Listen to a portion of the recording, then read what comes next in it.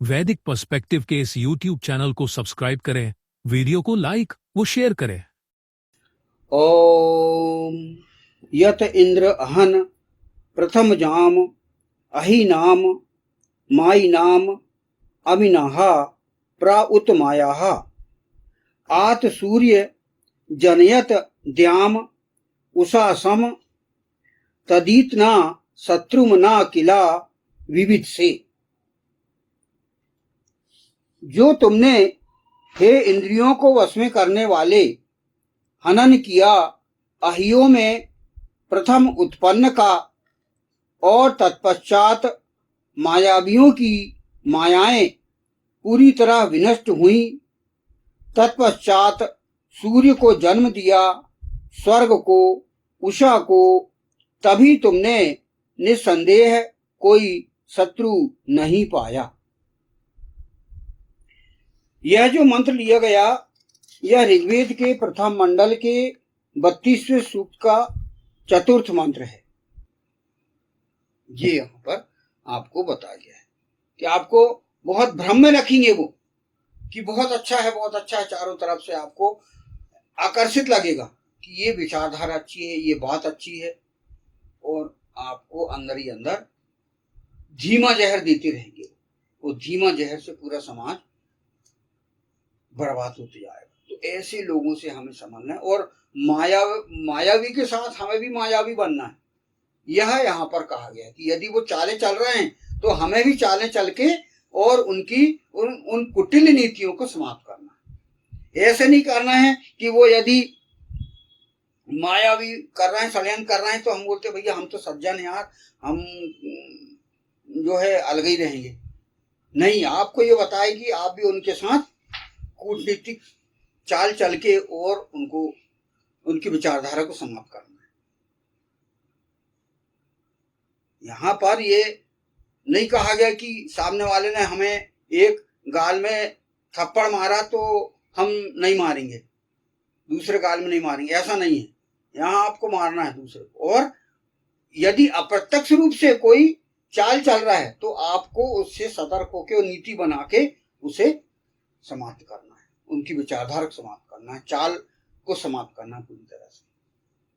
तो भगवान कृष्ण जिस प्रकार कूटनीतिज्ञ थे, उससे अधिक कूटनीतिज्ञ हमें इस जमाने में, इस कलयुग में हमको करना पड़ेगा।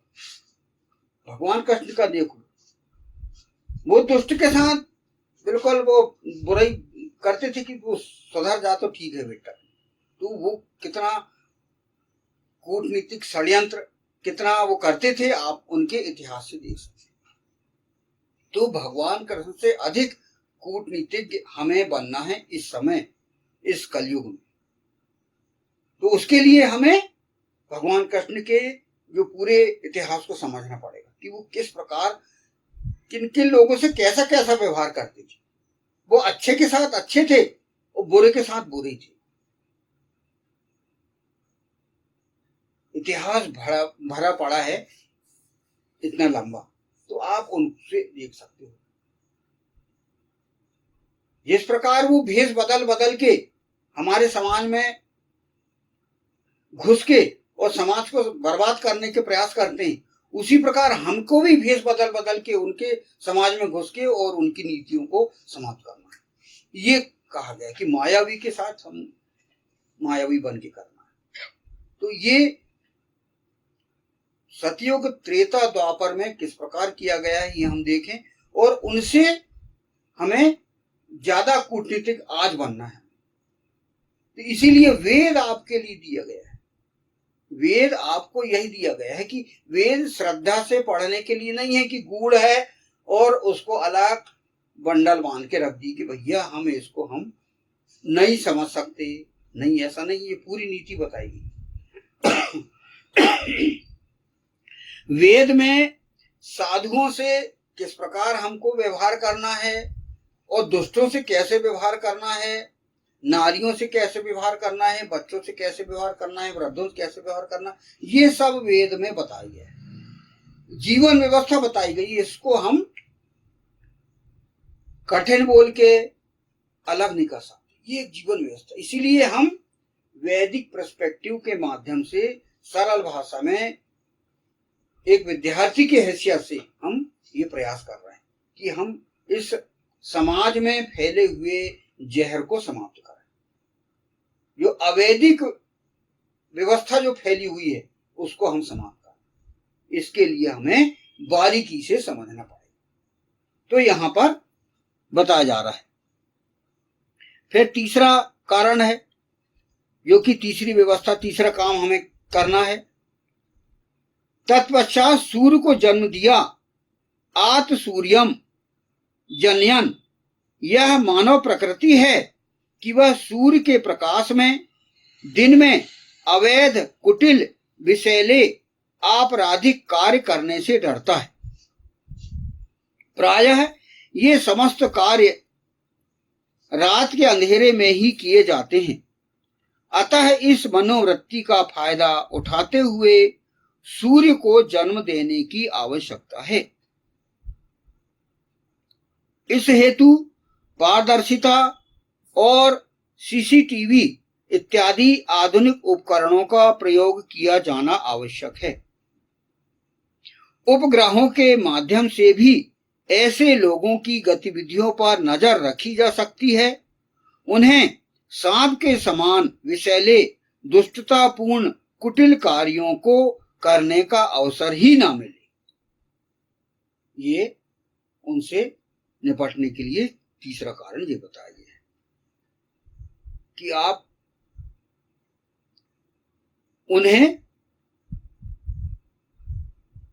ढूंढ के, और जो सीसीटीवी कैमरे के जो आधुनिक साधन हैं, आधुनिक उपकरण हैं, उनके माध्यम से हम उन्हें पकड़ें। और उनके जो, जैसे कि दुष्ट लोग रात में ही गलत काम करने के प्रयास करते हैं, तो उसके लिए ये नीति बताई गई कि आप उनको, मतलब ऐसे लाइट, जैसे कि कहीं चोरों से बचने के लिए, दुष्टों से बचने के लिए, उनकी पकड़ में आने के लिए हम क्या करते हैं, सर्च लाइट जला देते हैं नाइट में। तो वही कहा गया कि आप सूर्य के समान आप लाइट रखो, अंधेला कहीं मत रखो। उसका एक अलंकारिक ये है कि आप समाज में ज्ञान का प्रकाश फैलाओ, लोगों को ज्ञान दो कि भैया ऐसे जहरीला समाज है, जहरीली विचारधारा है, और उसे हम कैसे निपटना है, ये लोगों को भी बताएं, ज्ञान का प्रकाश फैलाएं। एक बात ये है, जैसे सूर्य या लाइट क्या होता है कि उससे जो अज्ञान का अंधकार है वो समाप्त होता है और प्रकाश फैल जाता है। उससे जो जहरीले लोग, सटपीले उस टाइप के लोग सामने आ जाते हैं, लाइट में आ जाते हैं, पारदर्शिता उसमें रहना चाहिए। तो ऐसे लोग वो हट जाते, फिर वो छुप जाते हैं। जैसे सांप क्या होता है, वो फिर बिल में घुस जाता है। तो ऐसे लोग जो गलत वाले लोग हैं वो छुप जाते हैं। तो वही कहा गया कि आप ज्ञान का प्रकाश दो। फिर भौतिक रूप से आप ऐसे गलत लोगों को पकड़ना हो, उनको सर्च करना हो, तो आप सर्च लाइट का उपयोग करें और सीसीटीवी कैमरे की भी व्यवस्था रखें। जहां भी आपको संभावना हो कि यहाँ कुटिल लोग, गलत लोग या दुष्ट लोग कहीं छुपे हों, तो उनको हम ढूंढ के निकालें। उनको तो हम जंगल में छुप जाते हैं, जंगल में भी पकड़ें उनको। ये गुफा में, कंदरा में, बंकर में कहीं लोग हैं, तो उनको पकड़ के उनको हम सजाएं दें और समाज की रक्षा करें, ये कहा गया है। चौथा है, प्रशासन में स्वर्ग के समान व्यवस्था स्थापित की जाए। लोगों को अधिकाधिक सुख सुविधाएं प्रदान की जाएं, ताकि लोगों को अनैतिक, अवैधानिक, आपराधिक कार्यों को करने की आवश्यकता ही ना पड़े। अतः स्वर्ग के समान श्रेष्ठ व्यवस्था स्थापित की जाए, जहां हर सत्कर्मी को पूरी सुविधा हो,